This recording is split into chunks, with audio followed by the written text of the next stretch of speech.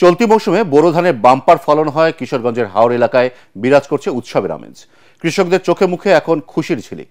এবছর জেলায় বোরো ধান চাষের লক্ষ্যমাত্রা ছাড়িয়ে যাওয়ায় ফলনও বেশি হবে বলে আশা করছে জেলা কৃষি সম্প্রসারণ অধিদপ্তর। কিশোরগঞ্জ থেকে সাইফুল মালিক চৌধুরীর রিপোর্ট, জানাচ্ছেন শরীফুল ইসলাম। কিশোরগঞ্জে হাওরের বিস্তীর্ণ মাঠ জুড়ে এখন সোনালী ধানের হাতছানি। কাঁচা পাকা সোনা রঙের মন জোড়ানো ধানের শীষ দোল খাচ্ছে হাওয়ায়। হাওরের মাঠে চলছে এসব ধান কাটার ধুম। কাকডাকা ভোর থেকে সন্ধ্যা পর্যন্ত ফসল ঘরে তুলতে ব্যস্ত কিষাণীরা। খরচ ও ঋণ মেটাতে অনেক চাষি ধান ঘরে না তুলেই বিক্রি করে দিচ্ছেন 820 থেকে 900 টাকা মন দরে। যেখানে 1 মন বোরো ধান উৎপাদনে কৃষকের খরচ 850 থেকে 900 টাকা পর্যন্ত। ফলনও হয়েছে ভালো, তবে আবহাওয়া অনুকূলে থাকলে অল্প দিনের মধ্যেই শেষ হবে ধান কাটা।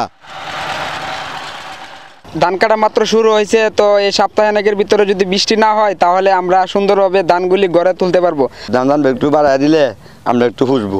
তেল সারের দাম বেশি। যদি কোনো শিলা বৃষ্টি না হয় তাহলে 1 সপ্তাহের ভিতরে আমরা সুন্দরভাবে গড়ে তুলতে পারবো ফসল। কিশোরগঞ্জ জেলা কৃষি সম্প্রসারণ অধিদপ্তরের এই কর্মকর্তা জানান, এবছর জেলায় বোরো ধান উৎপাদনের লক্ষ্যমাত্রা ছেড়ে যেতে পারে। এজন্য খেতে 80 ভাগ ধান পাকার সাথে সাথেই কৃষকদের তা কেটে ফেলার পরামর্শ দেন তিনি।